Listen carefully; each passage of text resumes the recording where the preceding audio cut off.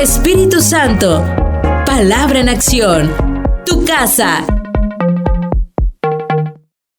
Bien, vamos a compartir una palabra del Señor y quiero que me acompañe al Evangelio de Juan, capítulo 2. Y vamos a leer los versículos desde el 1 hasta el 11. Juan 2, del 1 al 11. Y voy a estar leyendo la versión Reina Valera 60. Si tiene su Biblia, por favor, ahí acompáñeme. Qué bonito es ver cuando vamos todos buscando en la palabra del Señor. ¿Ya lo tiene por ahí? Amén. Bueno, muy bien, vamos a leerlo. Juan 2, 1 al 11 dice: Al tercer día se hicieron unas bodas en Caná de Galilea, y estaba ahí la madre de Jesús, y fueron también invitados a las bodas Jesús y sus discípulos. Y faltando el vino, la madre de Jesús le dijo: ¿No tienen vino? Jesús le dijo: ¿Qué tienes conmigo, mujer? Aún no ha venido mi hora. Su madre dijo a los que servían: Haced todo lo que os dijere. Y estaban ahí 6 tinajas de piedra para agua, conforme al rito de la purificación de los judíos, en cada una de las cuales cabían 2 o 3 cántaros. Jesús les dijo: Llenad estas tinajas de agua. Y las llenaron hasta arriba. Entonces les dijo: Sacad ahora y llevadlo al maestresala. Y se lo llevaron. Cuando el maestresala probó el agua hecha vino, sin saber él de dónde era, aunque lo sabían los sirvientes que habían sacado el agua, llamó al esposo y le dijo: Todo hombre sirve primero el buen vino, y cuando ya han bebido mucho, entonces el inferior. Mas tú has reservado el buen vino hasta ahora. Este principio de señales hizo Jesús en Caná de Galilea, y manifestó su gloria, y sus discípulos creyeron en él. Yo le puse por título a esta enseñanza: que el agua se convierta en vino. Que el agua se convierta en vino. Y más que un título, que sea un clamor de nuestro corazón. Sabemos nosotros que cuando Jesús vino a la tierra, Él venía con un propósito, Él tenía una función bien establecida. Y la función que el Señor tenía era la de venir y salvar y buscar a los que estábamos perdidos, a buscar a los perdidos. Y Él vino a cumplir ese propósito. La razón por la que Jesús se encarnó, la razón por la que Jesús se humilló, fue precisamente esa. Esa fue la principal razón. Venir y dar su vida por cada uno de nosotros. La salvación era ese propósito que Dios tenía al enviar a Jesucristo a la tierra. Pero en medio de todo esto, vemos nosotros en los evangelios que se nos narran todas estas obras maravillosas de Jesús, milagros que el Señor hizo, que aunque no era su propósito principal venir a hacer obras, Él las manifestó. Y yo creo que en aquel tiempo era hasta cierto punto necesario que el Señor hiciera todo esto. La palabra del Señor nos recuerda a nosotros. Y Jesús le dijo a Tomás: Bienaventurados son aquellos que no han visto, pero creyeron. ¿Lo ha escuchado usted? Jesús le dijo así a Tomás. Pero la razón de las señales en ese tiempo era porque de verdad aquel pueblo necesitaba ver para creer. Si Jesús hubiera venido diciendo: soy el Hijo de Dios, y no hubiera esa manifestación del poder de Dios, seguramente muchos no hubieran creído. Tal vez hubieran dicho que está loco. Lo hubieran tratado de mentiroso. Y de hecho lo trataron muchos así, aún viendo las señales. Pero era para respaldar la obra del Señor, era para respaldar su divinidad, era para mostrar quién era realmente Jesús. Y los judíos sabían que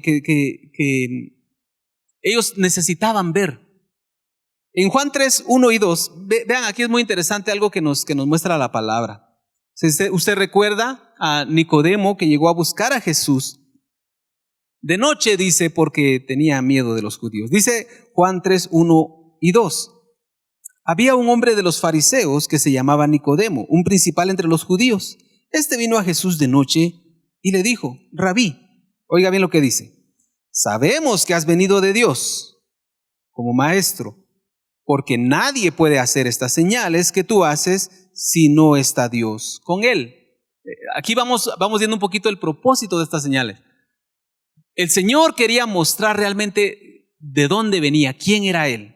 Entonces viene este Nicodemo, este hombre, era un hombre conocedor, le dice: Señor, sabemos que tenemos que reconocer que vienes de Dios, porque las señales que estás haciendo son una muestra de que tú vienes del cielo, que tú eres quien dices que eres. Entonces, ese era realmente el propósito de las señales. Pero también, cuando nosotros pensamos en estas señales, también debemos entender que el Señor lo hizo también para mostrar su amor. Fíjese que a mí me parece muy interesante que el Señor vino a hacer milagros y los milagros del Señor eran una respuesta a las necesidades materiales de las personas en aquel tiempo. Todos los milagros que Él hizo eran una respuesta a situaciones que las personas estaban atravesando aquí en la tierra. Pero debemos entender que todos nosotros pasamos ese tipo de situaciones, pero como son de acá de la tierra, sabemos que también son temporales, ¿verdad que sí? Por ejemplo, Jesús sanó a muchas personas en su cuerpo. Él sanó a personas que estaban leprosas, Él le dio vista a ciegos, pero fue una vista física, ¿verdad? Fue en su cuerpo donde ocurrió ese milagro. Pero ¿qué pasó con estas personas después? ¿Qué pasó? Se fueron deteriorando, envejecieron y murieron todos. Aún el mismo Lázaro, a quien Jesús resucitó, este Lázaro un día se volvió a morir. Lázaro, pobre la familia de Lázaro, tuvo que gastar en 2 funerales. Porque se volvió a morir Lázaro. O sea, Lázaro murió ya de viejito, no dice la Biblia, ¿verdad? Pero sí sabemos que volvió a morir, porque todas las personas morimos. Todos estos milagros que el Señor hizo eran para resolver una situación que Él sabía que al final no era eterna. Por eso nunca debemos perder de vista que lo más importante, la obra más importante que Cristo vino a hacer, no eran esos milagros, sino era la obra de salvación. Porque todos esos milagros se iban a quedar aquí en la tierra, eran temporales. Los beneficios iban a ser temporales, pero la salvación del alma es para siempre, es eterna.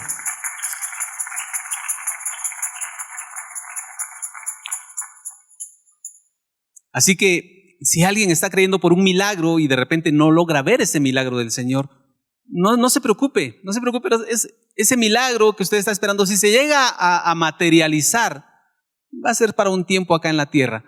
Pero por favor, no deje que el hecho de que usted no vea un milagro lo aparte del Señor, porque entonces va a estar perdiendo la bendición más grande, la eterna, la bendición eterna. No nos desenfoquemos. Jesús hace milagros en este tiempo. ¿Qué dice usted? Él está haciendo milagros y Él sigue obrando milagros en este tiempo.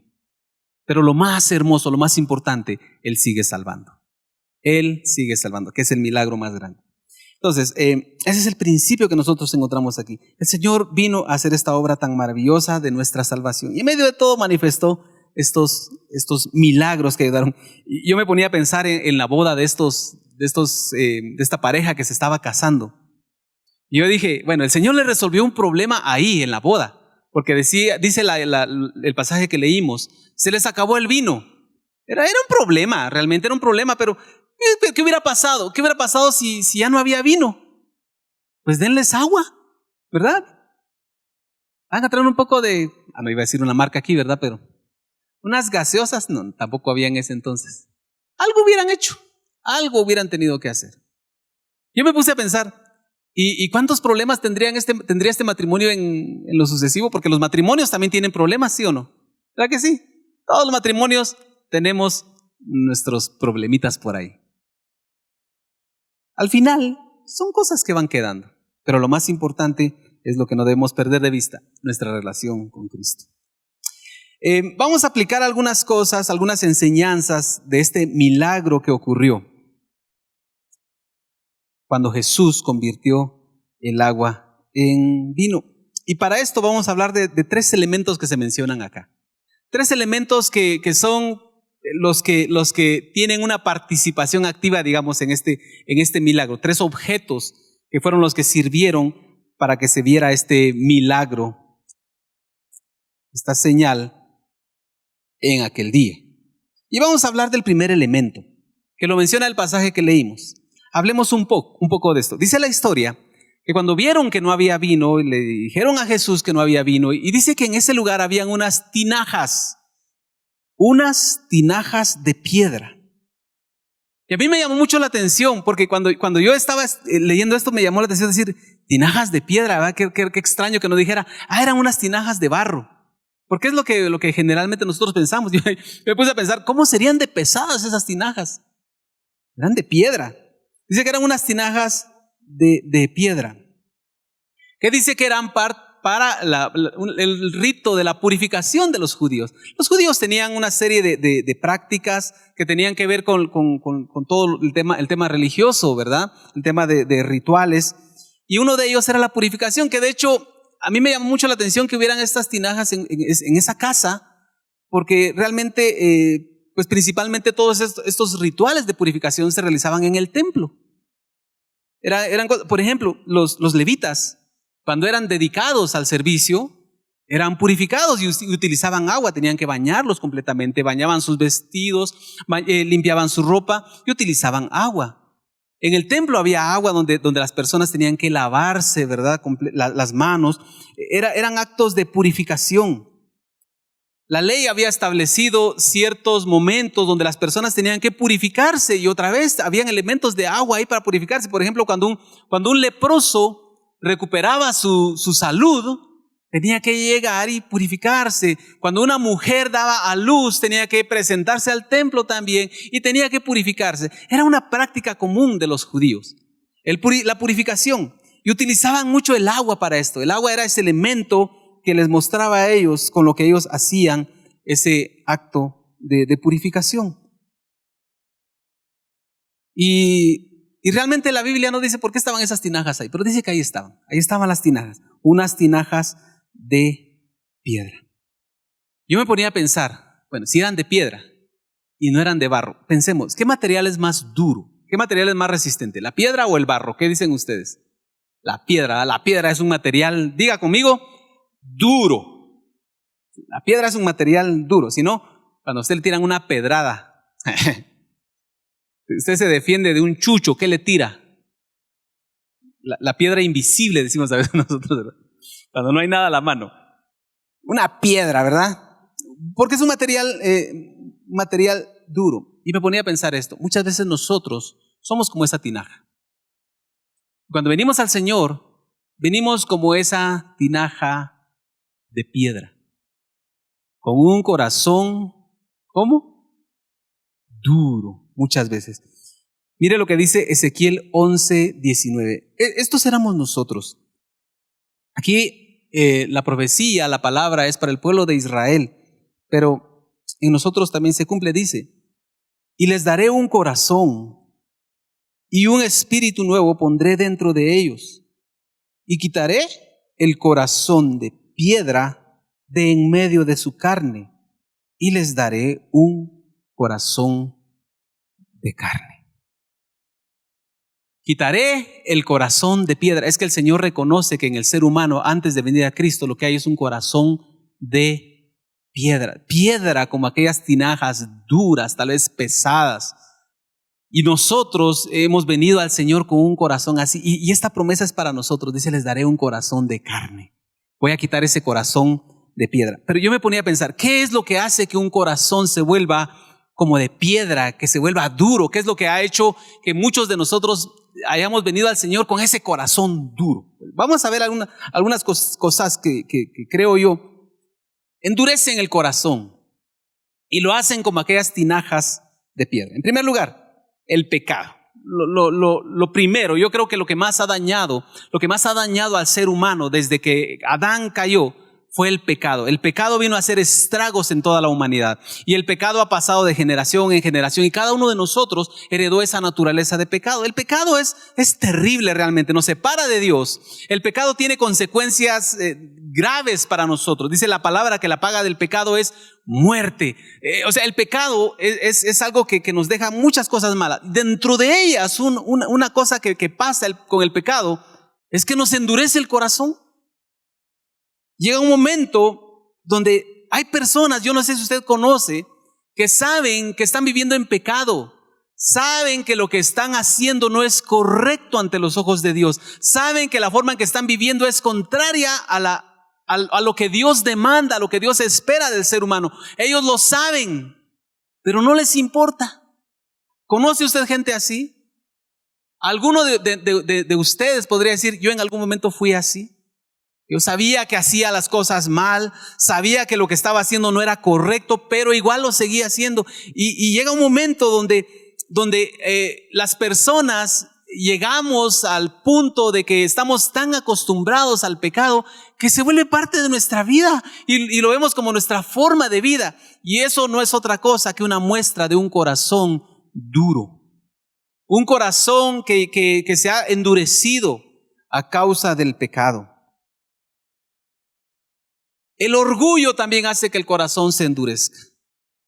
El orgullo que nosotros podemos experimentar, que podemos manifestar. ¿Sabe usted que el orgullo es realmente la raíz del pecado?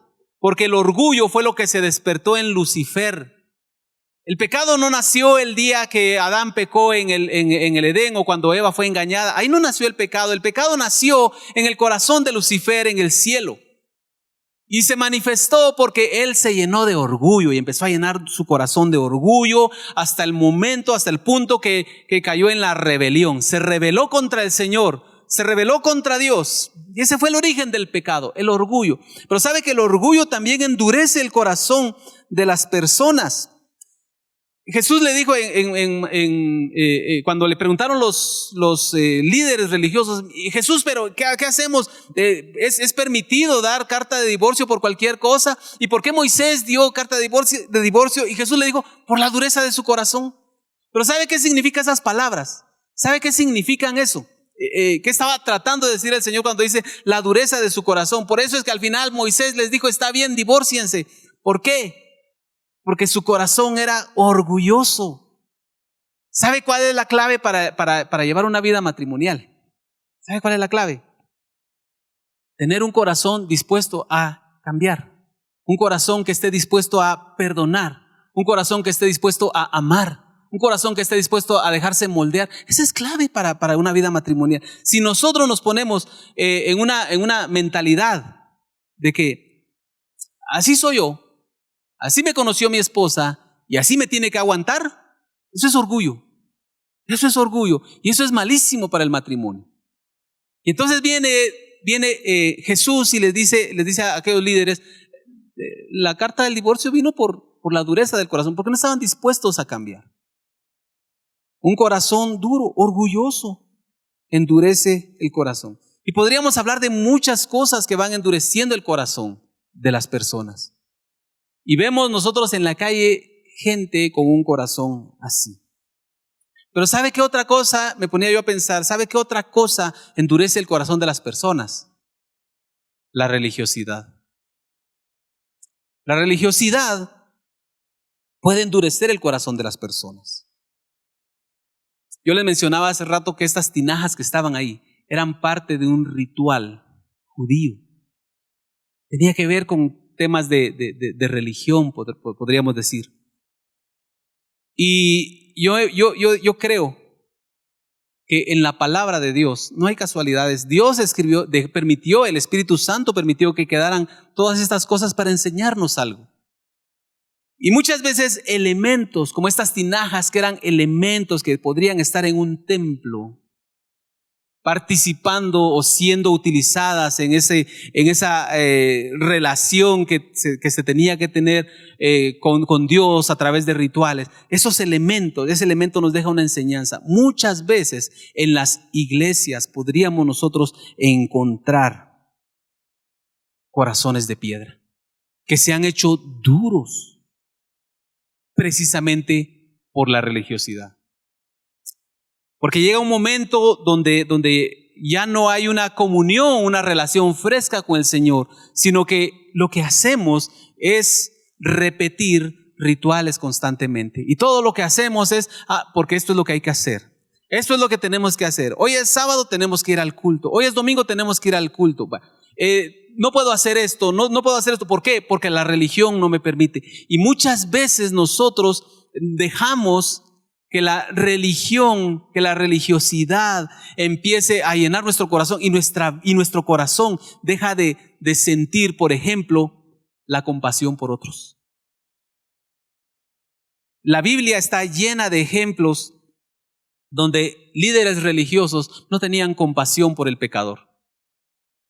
Más bien lo que querían era que se aplicara la ley. Le llevan a aquella mujer sorprendida en el acto de adulterio, la llevan delante de Jesús. ¿Y qué era lo que querían estos hombres? ¿Qué era lo que ellos estaban esperando que Jesús hiciera? Que la mataran y que se terminara de ir al infierno.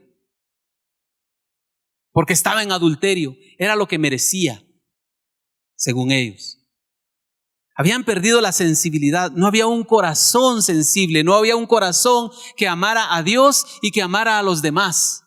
Lo que había era un corazón duro, que lo que quería era que se cumpliera al pie de la letra y así tenían que matar a quien tuvieran que matar. Un corazón duro por la religiosidad. ¿Cuántos de nosotros tal vez hemos caído en eso muchas veces? De que vemos a aquel que cayó en desgracia, vemos a aquel que empezó a cometer errores y no es justificar a nadie, no se trata de tolerar el pecado, claro que no se trata de eso, pero ¿cuántas veces nosotros nos convertimos en jueces de aquel que cayó? ¿Y no será que muchas veces eso es a causa de que en nuestro corazón pueda haber algo de religiosidad? Y que eso ha hecho que nuestro corazón se endurezca. Es para que lo pensemos únicamente. Es para pensarlo. Cuando pensamos en una piedra, entonces, cuando pensamos en este material tan duro, decimos, ¿y quién puede romper esto? ¿Quién puede suavizar la piedra? Y a mí me llamó mucho la atención. Fíjese que hay una fuerza que es capaz, tal vez no de desmenuzar la piedra, pero sí es capaz de transformarla. Y es el agua. ¿Ha visto usted, de repente usted mira por ahí alguna imagen de piedras de río? ¿Ha visto cómo son las piedras de río? ¿Verdad que son lisas? Son lisas. ¿Y sabe por qué es que esas piedras son lisas? ¿Sabe por qué esas piedras son lisas? Yo dije, cuando estaba estudiando esto, dije, el agua, ¿verdad? El agua. Pero ¿sabe qué es lo que me llama la atención? Lo que hace que una piedra del río se mantenga, tome esa forma lisa y redondeada, es el agua, sí, pero el agua que está corriendo constantemente. Constantemente. Y entonces la clave, esto me dio una clave a mí. La clave para que un corazón duro sea transformado no es tal vez un golpe de martillo quisiéramos nosotros, pero muchas veces es esa constancia en el trato de Dios. Que nosotros estemos siendo constantemente trabajados por el Señor, y es ahí donde nuestro corazón es transformado por ese poder que hay en esta fuerza. Entonces esto me lleva al segundo elemento. Ya hablamos un poco de las tinajas. Hablemos del agua. El segundo elemento que se menciona acá, que es como parte de este milagro que ocurrió, es el agua. ¿Y qué podemos decir del agua? Bueno, el agua es un elemento muy común. Todos conocemos el agua, la vemos por todos lados. Incluso aquí podemos ver una fuente donde agua está corriendo. Vemos el agua en todo momento. Todos vemos el agua cuando nos bañamos, ¿verdad? Algunos a cada fin de semana miran el agua, pero todos miramos el agua todo el tiempo. Un elemento sin sabor, un elemento que no tiene color, y que en nuestros tiempos también tenemos que cuidarlo mucho, porque también sabemos y debemos entender que es un recurso que debemos cuidar. Gracias a Dios nosotros acá tenemos abundancia y tenemos esta gran bendición, pero hay lugares donde de verdad están racionando el agua. En España, por ejemplo, estábamos escuchando el otro día, hay un lugar donde están racionando el agua por la sequía. No digamos Israel, Oriente Medio, donde hay mucha escasez de agua. Entonces tenemos que cuidarla, pero es un elemento bastante común. Pero algo importante del agua es que es también un elemento necesario para la vida. Estaba leyendo yo, así brevemente, creo que usted lo sabe también. Dice que el ser humano puede vivir hasta 8 semanas sin comer. Hasta 8 semanas puede vivir una persona sin comer. Eso sí, tomando agua. Una persona puede vivir hasta 8 semanas sin comer. Aunque le estaba leyendo en un artículo que al final también eso va deteriorando la salud. O sea, es decir, no es nada más. Por eso yo me ponía a pensar en los ayunos que hizo, por ejemplo, Moisés y el ayuno que hizo Jesús. Estos ayunos fueron en sí un milagro. Dios preservó sus cuerpos para que no se enfermaran.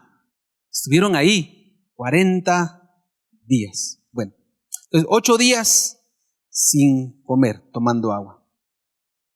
Pero dice que se estima que una persona solo puede durar de 3 a 5 días sin agua. Y se muere. Es decir, el agua la necesitamos, diría yo, incluso más que la comida. Y a veces a nosotros nos gusta más la comida que el agua, ¿no? De 3 a 5 días, es decir, es un elemento necesario para nuestra vida. Necesitamos el agua, eso podemos decir del agua, ese elemento que menciona aquí. Y un dato aquí entre paréntesis, ¿verdad? Que también encontré, muy interesante, que casi el mismo tiempo puede resistir una persona sin dormir. Eso es solo un paréntesis, ¿verdad? No está dentro de los elementos. Así que si usted se desvela mucho, duerma bien. El descanso es un mandamiento del Señor, porque nos ama. ¿Cuántos dicen amén? El Señor nos ama. Bueno, pues el agua es un elemento necesario. Yo me ponía a pensar en esto. ¿Por qué Jesús no sencillamente dijo que aparezca vino en las tinajas? Porque las tinajas estaban vacías. No, viene Jesús y les dice a los que estaban ahí, llenen las tinajas de agua, echen agua en las tinajas. Pero Jesús hubiera podido decir que aparezca vino ahí. ¿Se recuerdan ustedes aquella viuda a la que el Señor le multiplicó el aceite? De ahí brotaba el aceite, de su vasija brotaba aceite. Había una fuente de aceite ahí adentro. Bien pudo el Señor que hubiera una fuente de vino adentro de cada una de las tinajas. ¿Verdad que sí? ¿Qué dice usted? ¿Será que sí pudo hacer eso el Señor? Él podía hacer lo que quisiera, pero viene el Señor y dice, llenen esas tinajas de agua. Y eso es lo que podemos aprender de este elemento. El agua es una figura de la palabra de Dios. El agua, en muchos pasajes podemos entender nosotros que es una figura que nos habla de la palabra de Dios. Quiero que me acompañe a Juan 15:3. Solo es para poner un ejemplo acá. Dice, ya vosotros estáis limpios por la palabra que os he hablado. Es decir, la palabra es una figura, el agua es una figura de la palabra. Y entonces aquí empieza a tomar sentido. Un corazón de piedra, una tinaja de piedra. Viene Jesús y dice, no, yo no voy a aparecer vino ahí adentro. Yo quiero que empiece a llenarse con agua, que la llenen con agua. Y traigámoslo a esta ilustración, apliquémoslo a esto, que ese corazón duro empiece a ser tocado por la palabra. Que empiece a ser expuesto por la palabra de Dios, la palabra que Él envió para nosotros. Y sabe que lo más importante, lo mejor de esto es que esa palabra es Jesús mismo. Dice la palabra del Señor, Juan 1:14, y aquel verbo fue hecho carne. Aquel verbo, es decir, la palabra, fue hecho carne y habitó entre nosotros y vimos su gloria como del unigénito del Padre, lleno de gracia y de verdad. Jesús, la palabra encarnada. Él es el que viene primero a tocar aquel corazón de piedra, aquel corazón duro, y empieza a llenar. Y entonces nosotros podemos ver acá Cómo ese poder que es el único poder que tiene la capacidad de transformar la piedra empieza a habitar dentro de un corazón de piedra, dentro de una tinaja de piedra. La palabra del Señor empieza a obrar. Y entonces viene el Señor y dice, llenen esas tinajas. Nosotros podemos aplicarlo a nuestra vida. Mire, constantemente, si nosotros nos empezamos a llenar más y más de la palabra del Señor, si empezamos a buscar más de la palabra del Señor, si empezamos a tener comunión con Cristo, empezamos a caminar con Él, nos vamos a llenar más y más de su palabra, y su palabra va a ser ese elemento que tiene el potencial para transformar nuestra vida, para transformar nuestro corazón. Solo la palabra del Señor. La palabra del Señor llena nuestro corazón. Es un corazón que empieza a llenarse de la palabra. Y el tercer elemento, el vino. Aquí ya ocurrió el milagro. Y adivine, figura de qué es el vino. Del Espíritu Santo. Vea esto tan hermoso que el Señor nos enseña acá. Un corazón de piedra. Tiene un encuentro con Cristo. Empieza a ser expuesto a la palabra empieza a llenar su corazón, la palabra, pero no cualquier palabra, la palabra de Dios, la palabra viva. Y entonces es ahí donde podemos experimentar la presencia del Espíritu Santo. Por eso, nosotros debemos entender que el Espíritu Santo no viene sobre una persona, por ejemplo, que no ha nacido de nuevo. Primero una persona tiene que conocer a Cristo. Una persona primero tiene que ser expuesta a la palabra para poder recibir al Espíritu Santo. Eso es así. Aquellos hombres que estaban, aquel grupo de cristianos en el día de Pentecostés, eran personas que habían caminado con Cristo, habían recibido la palabra. Y viene sobre ellos el Espíritu Santo. Llega Pedro a la casa de Cornelio, empieza a predicar. ¿Qué predica Pedro? La palabra. Y aquellos empiezan a recibir la palabra, a escuchar la palabra, y de repente viene el Espíritu Santo.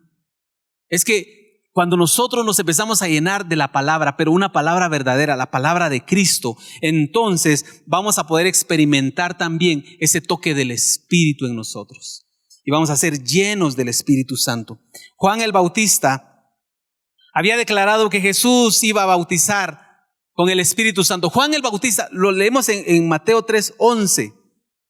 Dice, Juan el Bautista le dice a los que estaban ahí con él: yo a la verdad os bautizo en agua para arrepentimiento, pero el que viene tras mí, cuyo calzado yo no soy digno de llevar, es más poderoso que yo. Él os bautizará en Espíritu Santo y fuego.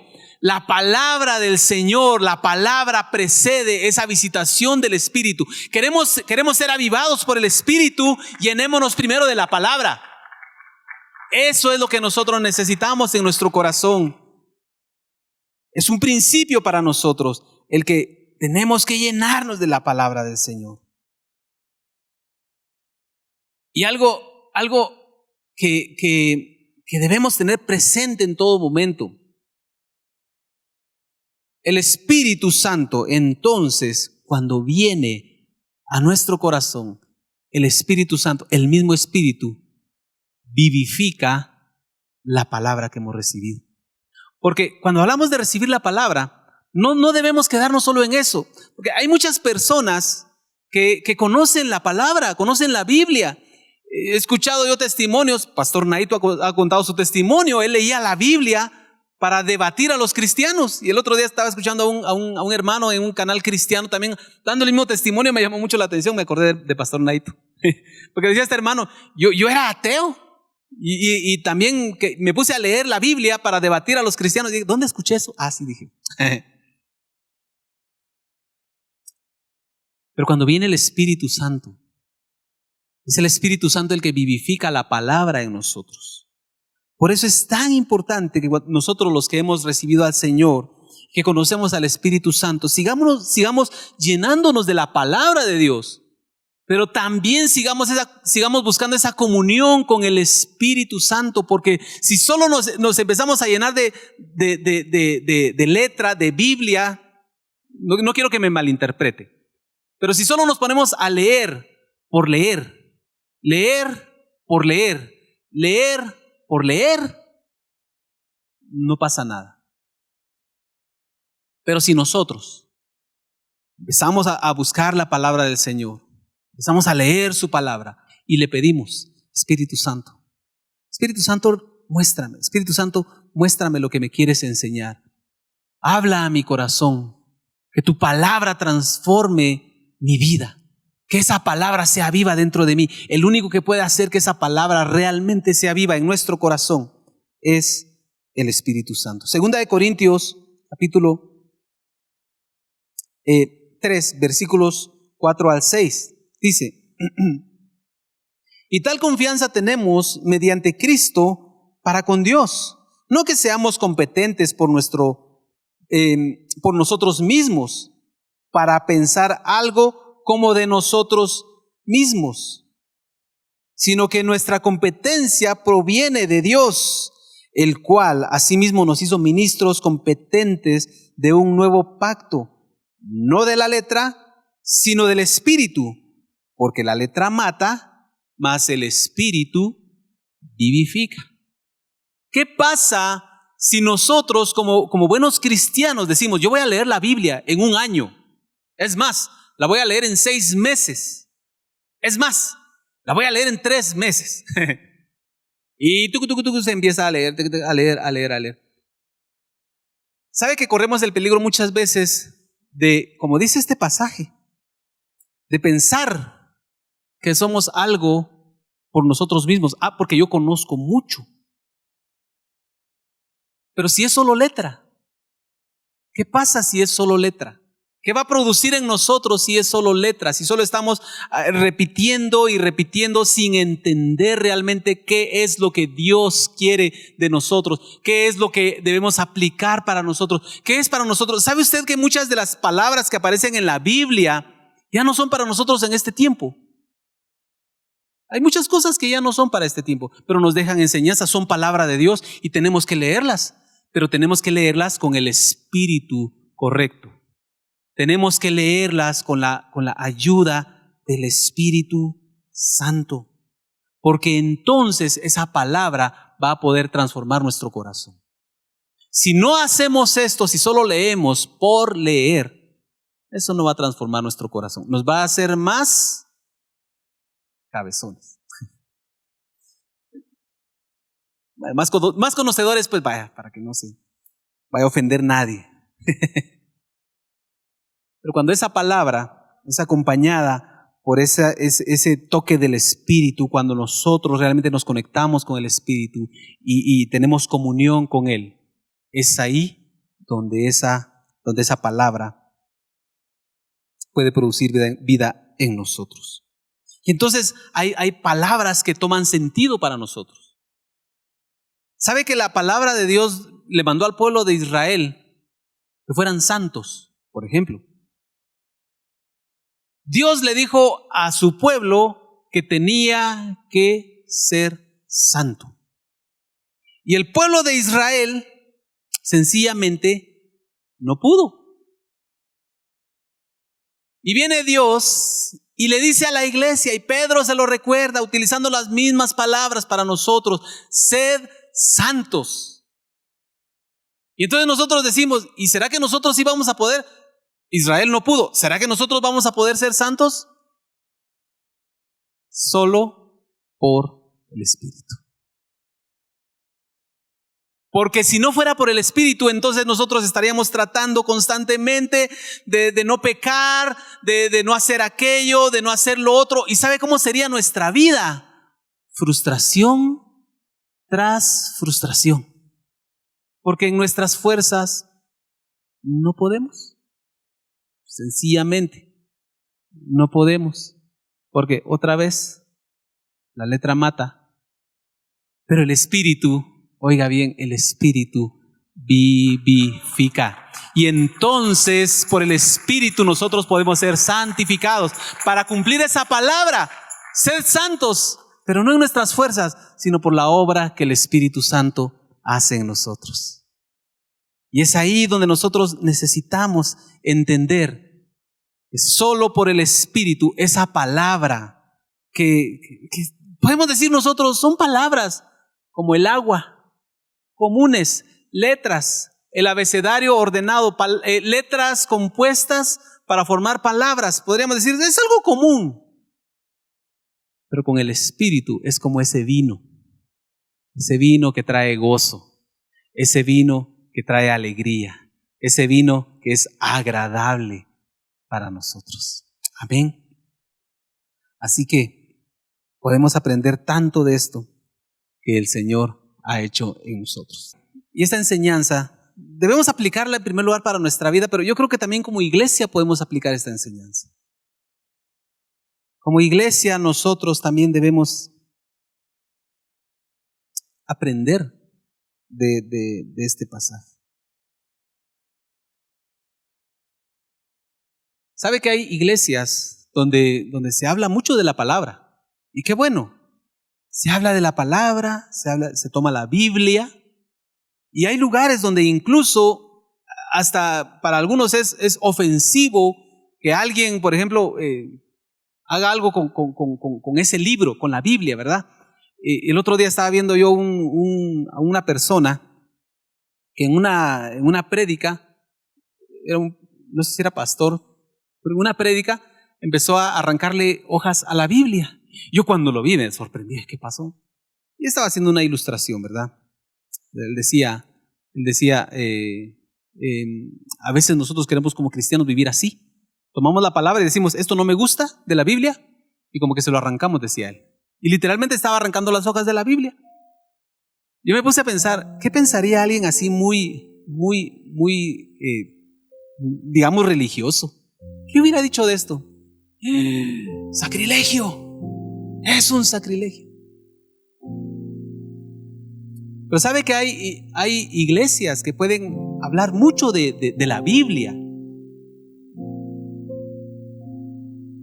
Pero ¿qué pasa si no hay presencia del Espíritu Santo? ¿Podríamos nosotros llegar a ser una iglesia donde no hay presencia del Espíritu Santo? Tristemente, hay muchas iglesias sin presencia del Espíritu Santo. Pero no vamos a ver para allá, miremos para adentro. Pensemos en nosotros. ¿Cuánto nosotros anhelamos esa presencia del Espíritu Santo? ¿Cuántas veces nosotros sinceramente hacemos esta oración? A mí me gusta orar siempre de esta manera antes de compartir la palabra, de pedirle al Espíritu Santo que sea Él quien nos enseñe. Es algo que me gusta hacer y no quiero caer en religiosidad con esto, pero me gusta hacerlo para que no se me olvide. Solo el Espíritu Santo puede hacer viva la palabra en mi corazón. La pregunta es, ¿cuántos de nosotros realmente oramos con sinceridad cuando le pedimos a Él que nos hable? Espíritu Santo, palabra en acción. Tu casa.